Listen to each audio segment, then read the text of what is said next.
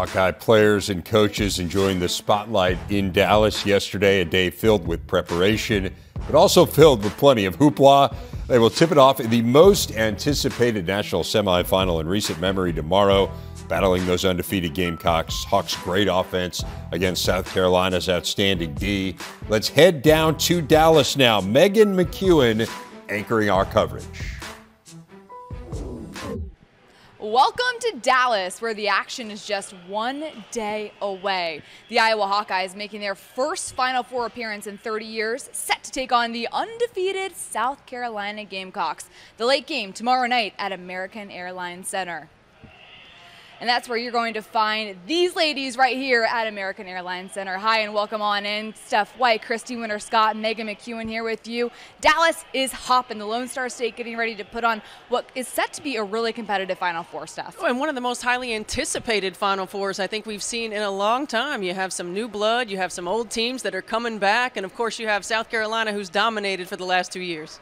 Well, it's going to be so much fun. I think everyone is anticipating some highly competitive games, contrast of styles as well with all four of these teams. So it's going to be a battle of will. And at this juncture of the season, it's about toughness. X's and O's, yes, you need them, but toughness carries you over. Toughness, always a huge concept, especially as you get into the Final Four. The first game will be LSU and Virginia Tech. The second, the Iowa Hawkeyes in the #1 overall seed in the tournament, South Carolina. A Big Ten team has finally made the Final Four. As competitive as this league has been over the course of the last decade, this is finally the year since 2015 when Maryland made it that Iowa now gets to the Final Four. Christy, what does this mean for the Big Ten on a larger stage? Well, I think it means what we've seen all season long. The Big Ten has been battling it out. For the first time ever in Big Ten women's basketball history, there were 4 teams in the top 10 for several weeks over. There were even 6 teams in the top 25 several times over this season as well. So you're seeing quality basketball, but you're also seeing highly competitive teams going for it, and that's why Iowa has made it, because they're battle tested through conference play. And I think the depth of the league, certainly we have seen in the past where there have been, 1, 2, 3 teams maybe at the top and then everybody else. I think the depth, the quality of the Big Ten, we've seen this momentum start to shift in Big Ten conference, the way that the game is played, the quality of opponents played in non-conference, preparation to position teams to get to the Final Four, and certainly seeing 3 in the Elite 8, hoping that there were going to be more getting into the Final Four, but Iowa breaking through shows the shift for the Big Ten. 7 different Big Ten teams made the NCAA tournament this year. That matches a Big Ten record set in 2021. You can't talk about the Iowa Hawkeyes without talking about Caitlin Clark, named the Naismith Player of the Year earlier this week. She's been fantastic this year, including, are you kidding me, a triple-double in that Elite 8 game against Louisville, 41 points, 10 rebounds, 12 assists. She's going against Aaliyah Boston tomorrow, the Naismith National Defensive Player of the Year. But to put this into perspective, why is Caitlin Clark must-see TV? She's must-see TV, because she's fearless. She doesn't care about who's guarding her. She doesn't really even care about being the Player of the Year. She is a team-first player, and you might say, well, she had 41 points.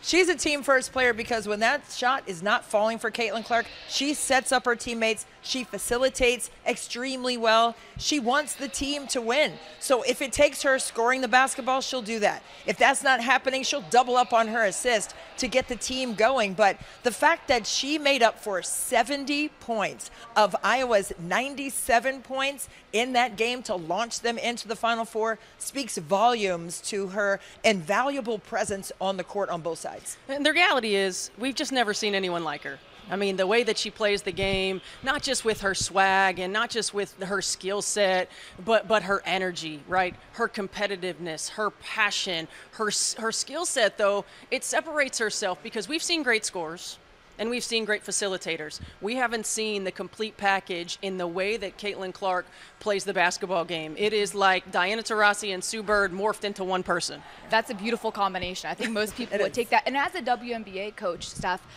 what are you looking for as a WNBA mind when you watch Caitlin Clark play the game? Yeah, I think the progression of where did she start being a primary scorer? How has she continued to develop? You know, one of the areas I think that she has grown so much on the offensive end of the floor is her ability to finish at the rim.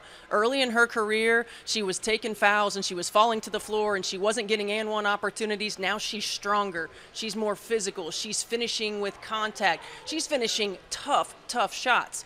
And the improvement on the defensive end of the floor, because you can't just be a high-volume scorer in the WNBA. You have to be able to defend your position for an entire ball game. And so her improvement on the defensive end of the floor, the commitment to making sure that you are a full two-way player.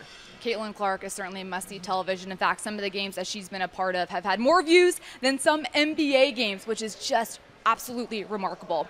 Switching gears now to her head coach, Lisa Bluder, and it's really special to see the relationship that Coach Bluder has with her players as they get to this first Final Four since 1993.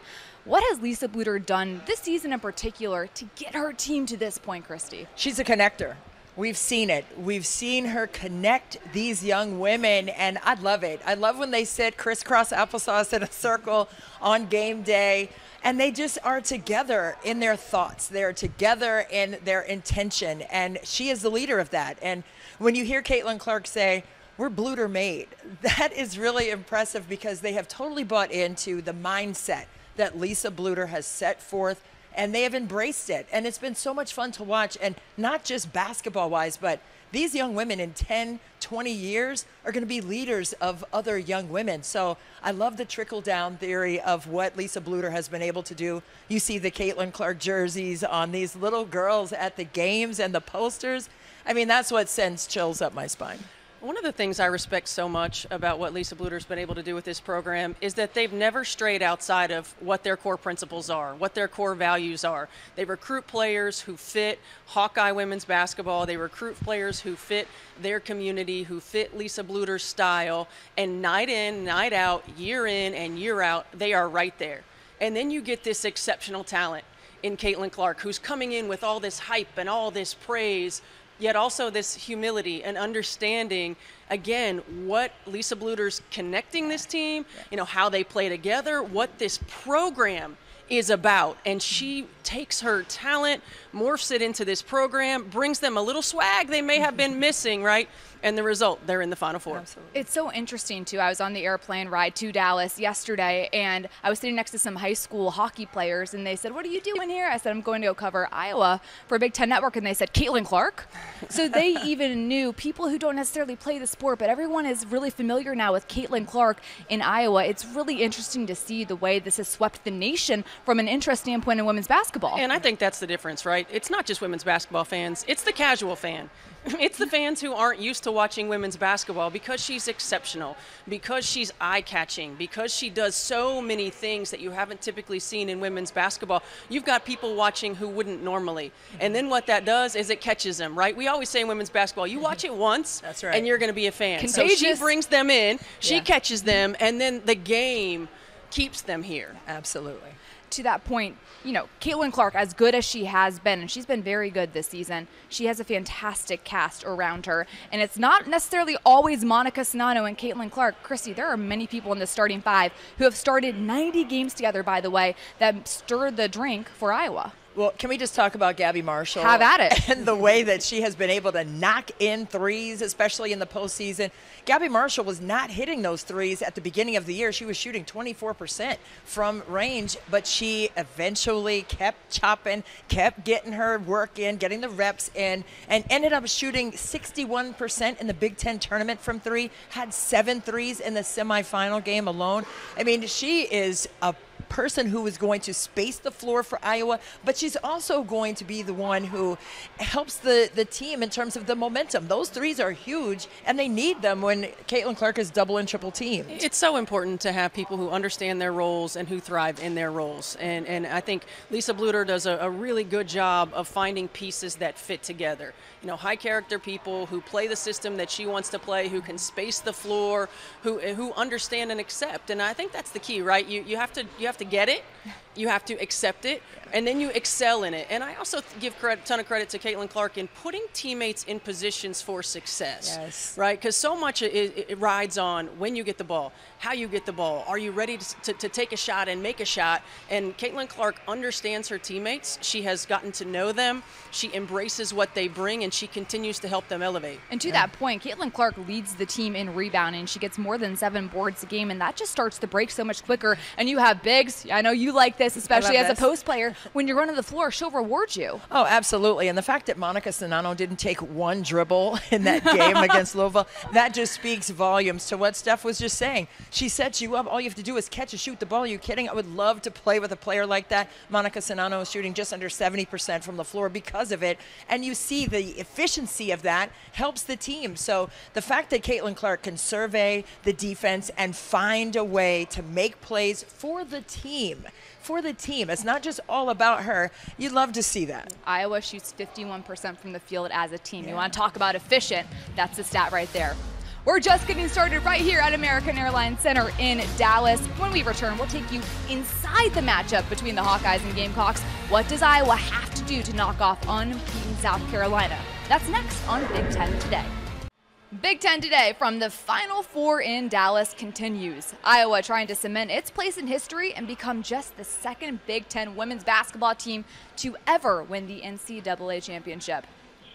Welcome back to American Airlines Center in Dallas, Texas. Steph White, Christy Winter-Scott, Megan McEwen here with you. Now, believe it or not, we have 2 Final Four ladies up here on the desk right now. It's certainly not me. It is Stephanie White, 1999, going with Purdue. Christy Winter-Scott, you went with Maryland as well. Yes. You both understand what it is like to come into a week like this, which is full of outside distractions. It's very exciting, but there are events to go to. There are dinners to attend. There's a lot happening that aren't just the game. First and foremost, Christy, how do you as a player stay focused on the task at hand? Well, I think the fact that you've made it here, it was a process for us because the year before we lost in the regional final at Auburn. So for us to get over that hump and get here, we didn't want to be satisfied with making it. So I think it was definitely a mental challenge for the team. But once you get here, I think you're so acclimated to practice. You're so acclimated to time management, getting your studies done because you're away from school for 2 weeks. I spoke with Caitlin Clark yesterday, and she said, we haven't been back to Iowa City in 2 weeks. And, but I told her technology saves her these days. But when you have the focus and the intention to make it here, but not just make it here, but contest and get into the aggressiveness that you need to have mentally and the focus that you need to have with the practices here, when it's open to the public, there's so many people that are in your practice, in your business, and that's really not the case at any other time. And I remember Coach Weller called us over and said, if you guys don't tighten it up right now, you better, we're not going to do well in the game. And so we had a tough start to practice, but I think it is all about your mental focus, your mental makeup, and your competitiveness and your competitive fire here. Yeah, it's hard, and it's even harder now because when Christy and I came, there was no social media, right? So you've got the added distraction of social media and all the things going on. It's hard. You have to really be intentional about staying locked in and staying focused on the task at hand, because you have the dinners, you have the media, you have all of the events. Heck, you had the DJ when you got off the plane that came and had the dance party, right? So making sure that you're surrounded by a staff, that you hold one another accountable as players to get your rest, to make sure you're recovering, to make sure you're locked in and focused on what you have to do. And that's just off the court. Then you get on the court, and you're a team who hasn't been here before. And all of the things that come along with that. As soon as the ball tips, there are going to be nerves, right? There are going to be a little bit of jitters. How quickly do you work through that for it to be just another game? I'm not worried about the arena because these women have played in big-time arenas all throughout the year, right? Sure. It's the experience. It's have you been here before, and then how quickly can you get rid of all of that awe, right, at the beginning of the ball game. And it's playing to win instead of playing not to lose. And you get this far, and mentally it's like, hey, we don't want to lose this game. So now if I say pink elephant, what are you thinking about? You're thinking about that, right? So you can't focus on not losing, right? Well, we can't lose this game. No, you focus on winning. You do what got you here, which is doing the little things, which is winning every possession and every opportunity that's in front of you, you have to go for it because this is it. You got to pour it out. You got to lay it on the line. This is your opportunity for your one shining moment. Now I'm thinking of a pink elephant now as we continue on with this. Mentally, it's a big deal. Really what I'm thinking about is how this matchup is going to come down to two different teams that have really strong skill sets in certain areas. South Carolina, one of the best defensive teams in the country. They're holding teams to under 51 points per game. That ranks third in the nation. Iowa, on the other hand, the best offensive team in the country, 88 points per game. That leads the nation. Christy, you look at the offensive and the defensive battle. How do you approach, if you're Iowa, trying to slow down a team like South Carolina, who, by the way, does still score, putting up 80 a game? Well, they have so much size, right? And it's across the board. Usually most teams go 4 out, 1 in, especially these days. But for South Carolina, they go 4 in and 1 out. I mean, that's just how they're made up. But they want to attack the paint. They want to get their second chance points, and that bolsters their offensive numbers. But when you have a team like South Carolina, what do you do to disrupt them? You have to apply strong basketball pressure. You have to get up on people. You have to take away their sight lines. You can't make passes easy coming from the high-low. They like that look a lot to get it down to Aaliyah Boston in the paint. So when you can take that away, that bodes well for you. But they've got to scramble, and Caitlin Clark said it yesterday, we've got to box out. And it's across the board. It's not just our post players that need to box out. It's across the board because South Carolina is going to fly bodies in there. Yeah, I don't think you're going to keep South Carolina off the boards. You know, the thing about them is their size, but their depth. I mean, they've got 5 players coming off the bench that could start in any Division I program in the country. So it's their depth. They keep coming at you in waves. They wear you down. They get that one single-digit scoring quarter defensively every game. And so if you're the Hawkeyes, you can't have that. You can't have multiple possessions in a row where you don't score the basketball. And I think in order to beat South Carolina, you have to trade 3s for 2s. So I really feel like Iowa is a team that if they can continue to shoot the ball from the three-point line like they have been shooting it in the postseason, that they have a chance to outscore South Carolina. But what South Carolina is so good at is just making you uncomfortable. Will they get the same type of shots? Can they get the ball, inserted into the post to get those inside outs? Can they drive one-on-one defense against those kicks? And then I think defensively for Iowa, I think, yes, you deny, you push them out to get them out of their comfort zone, but then you back up. Then you got to make them shoot three-point shots. Let them do it. You got to make them shoot three-point shots. You've got to rebound the basketball. You might not get that first one, but you can't let them have 3 and 4 opportunities at the rim. Right. You both have alluded to the size of South Carolina. There are only 4 different women on that roster who are under 6 feet tall in height. So they're long, they're athletic, and they are committed to the defensive side of the ball. And speaking of defense, Caitlin Clark has faced so many different defenses this year, especially against Maryland. You saw them throw a box and 1 at her. You saw people go zone against Iowa. They played man-to-man. Not a ton has necessarily slowed down Caitlin Clark. But, Steph, what do you think South Carolina is going to try to throw at Caitlin Clark? I think South Carolina believes in their individual one-on-one defense. I think you can see certain matchups. You could see Bree Beal on Caitlin Clark. You could see Letitia Amihir on Caitlin Clark. You could see Zia Cook on Caitlin Clark. They're going to continue to try to wear her down. They're going to make her hit tough shots. She's not going to get many of those uncontested shots. So I think they're going to use their size. They're going to use their length. They're going to use multiple players to try to wear her down, to make her uncomfortable and make her work for every shot. Their goal is if Caitlin Clark's going to score 20 or 30, we want her taking 30 shots. And so that's going to have to be the challenge. Right, and for me, what Georgia did against Iowa was extend their defense, right, to the half court, and I think that's what South Carolina is going to try to do as well, extend it, but I like Bree Beal on her. I would, if that's my player, I'm definitely matching her against Caitlin Clark because she's lanky, she has great footwork defensively, and she's disruptive with her height in terms of the vision that Caitlin Clark wants for her passing ability. So I think, yes, she's not going to get any easy looks, but she likes it that way. Caitlin Clark loves a good challenge, and her soccer background helps her with her passing angles and the way that she surveys so quickly. She was in the weight room, put on just under 10 pounds of muscle over the offseason last year to be ready for this moment. So I think it's definitely going to be a challenge, but she is going to see a lot of different looks defensively, but I think she likes that. She wants that challenge, and we'll see what it looks like. You mentioned a couple of the South Carolina names, Zia Cook being one of them, Bree Beal. Aaliyah Boston is a name I'm sure many of you have heard. The 6'5" center was the Naismith Player of the Year a season ago. She was Defensive Player of the Year just announced earlier this week. How do you slow down a post player who is as dynamic and aggressive and physical as Aaliyah Boston? Well, I think it starts with putting pressure on the passer who's trying to get the ball to her, right? I mean, it's not just the post player, speaking as a former post player. It's like, you can play as loose as you want to be. You can do the two-step, you can go high side, back up, get off, not give her a lot of contact inside.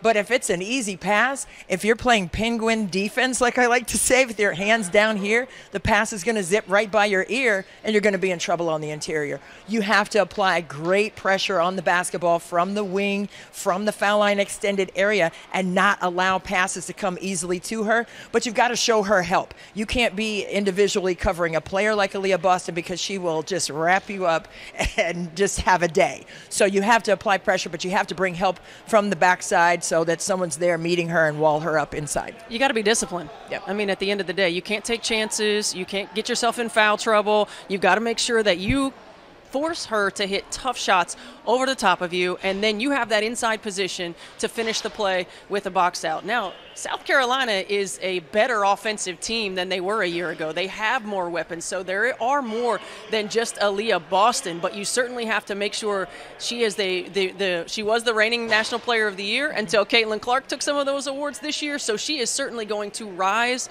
to the challenge. She wants to win another national championship. She has been adamant about that. To that point, Aaliyah Boston isn't even the leading scorer on South Carolina's roster. Zia Cook is at 15 points a game. We still have much more coming here from Dallas, but for right now, Dave, we'll send it back to you in Chicago. Your deal worth nearly $26 million. The Pennsylvania native replacing Michael Shrewsbury, who left last week to become the head coach at Notre Dame. Rhoades spent the last 6 years leading the Rams, made it to the dance 3 times in that stretch, 27 wins this year, their most in a decade. Also been the head coach at Rice, where he engineered a very impressive turnaround. Before that, spent a decade at Division III Randolph-Macon in Virginia, where he won more than 72% of his games. Few are more plugged in to Penn State basketball, or basketball in the state of Pennsylvania for that matter, than David Jones, columnist from Penn Live. He joins us now. David, first blush reaction to this hire? The money.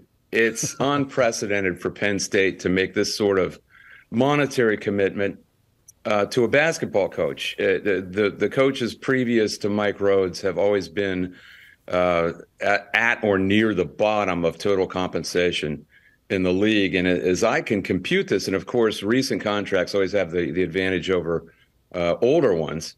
But as it stands now, it's the 5th most lucrative contract per annual compensation in the whole league, which is mind-boggling for anyone who's covered Penn State basketball.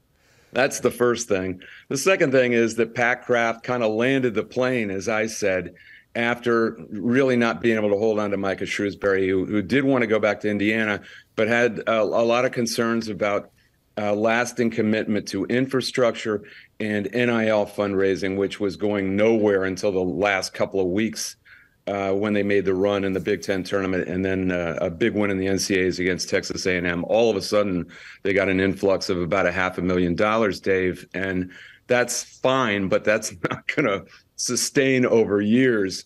I think Micah was pretty worried about that. Sure, he did want to go back to his home state where people value basketball, but maybe in a little twist of irony, here's a Pennsylvania guy coming back home and in the middle of his career after spending a lot of his career in Virginia, which is a recruiting honeypot for anyone around the East Coast. If you can have somebody who has experience in the DMV, which Mike Rhoades does, that's a huge thing. So I think it's a really good hire for Penn State. Yeah, to what degree do you believe, David, that kind of influenced the hire? I mean, Mike Rhoades is a really good coach on paper and on the court, and we'll get into that in just a moment. But the fact that he is from Pennsylvania, that he has ties to the state, and then, as you said, also has really deep ties to the DMV, where a lot of teams on the East Coast get players from, and there, of course, have been a number of really great ones, still are, in the Big Ten right now.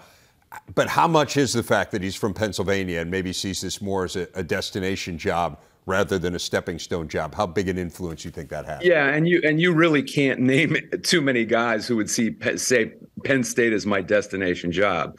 But I think Mike does view it this way, as long as he had certain assurances and concessions about NIL fundraising on long term and infrastructure. Concrete problems like not being able to get into the Jordan Center. I don't know if people realize this around the Big Ten, but the Jordan Center has its kind of own management deal where the athletic department has no control over when things are booked in there. You can have a monster truck show one day, a seminar another day, a career fair another day, and Micah Shrewsbury could not get his team back in sometimes between one game and the next game at all in their own gym. That's got to be rectified. I think Mike has been working on making sure that's rectified. There's other stuff about NIL. NIL is going to be a year-to-year grind every year, and you have to have fundraising in place. So I think that was more important to any coach than where they're from or that they won't leave because they're Pennsylvania native. Mike Rhoades is shrewd enough to understand that's the real story, and he's not coming back home just for charity and because he's the favorite son. He wanted that stuff fixed, and that was the delay, I think, in the contract negotiations. Well, stylistically, he seems to fit really well with the Big Ten. VCU's been an elite defensive team. What else do you see when you dive into his history that makes you think this is a good fit? He is a defensive specialist. They were number one in the A-10 3 of the last 5 years in overall defense. But in a way, I think Shrewsbury was so unique in what they did and so creative that it kind of threw the whole league for a loop. I think he had the little bit of a secret sauce. Remember, he swept Illinois 3 straight times.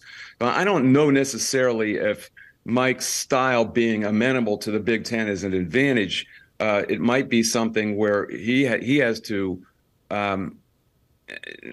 revise some of the stuff he does because he does look a lot like the Big Ten. If you don't do something a little bit different that changes up on other teams, I think that can be a disadvantage. So I don't know how that's going to work out.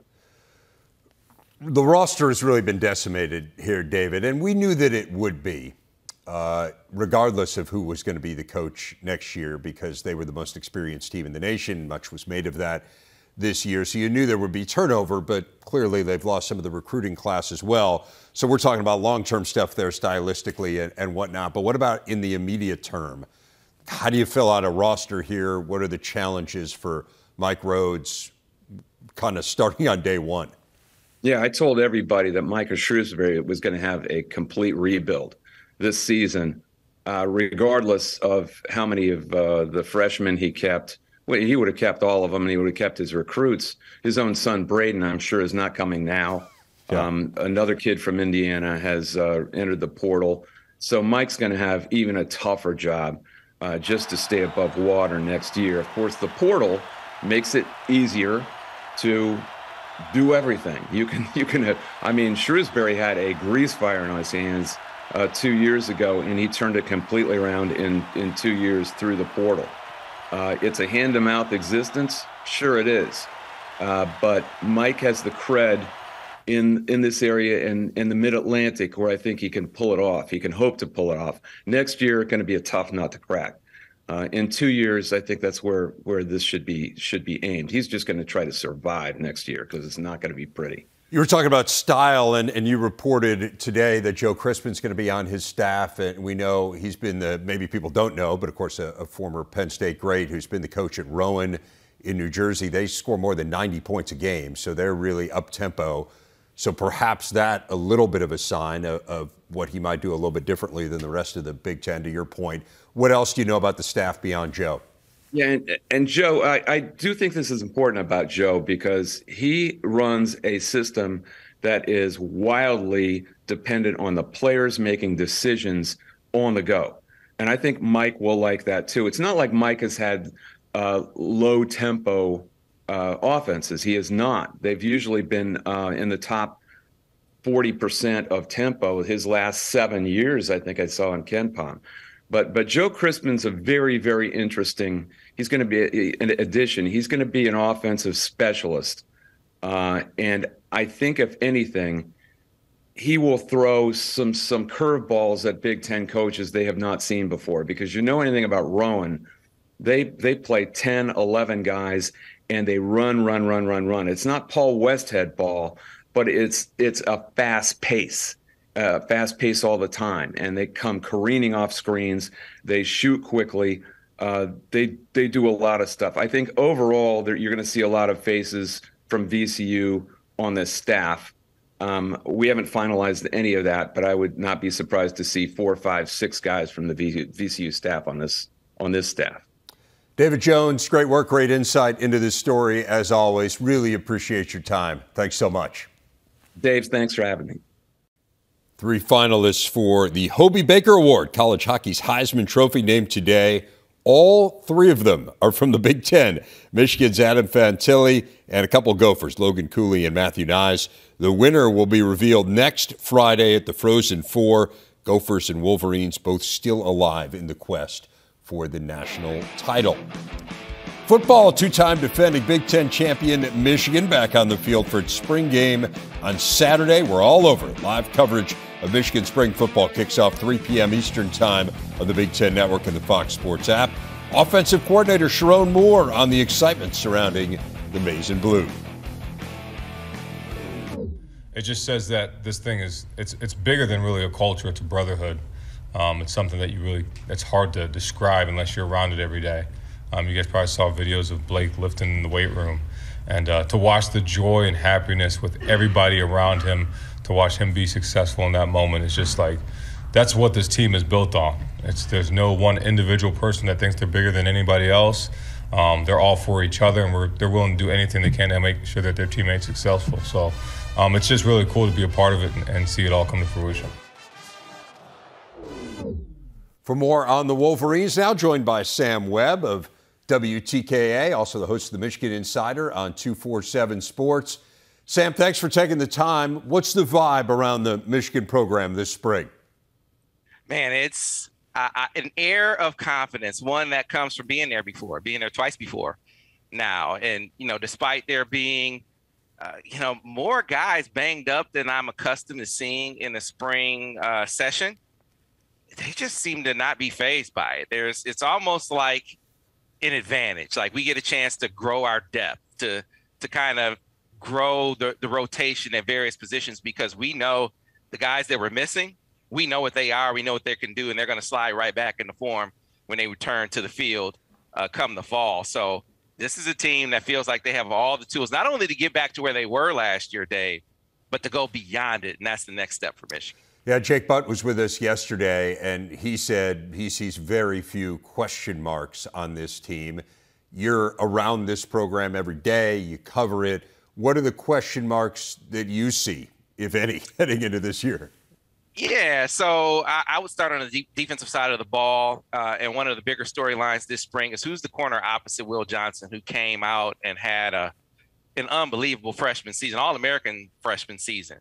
Right, but you lose DJ Turner, a 4.26 40 guy, right? Jamon Green, another veteran player. How do you replace that? And the guy that they've tasked with doing that is the unicorn, as Jim Harbaugh called him, Amarion Walker, who is a freak, Dave, athlete.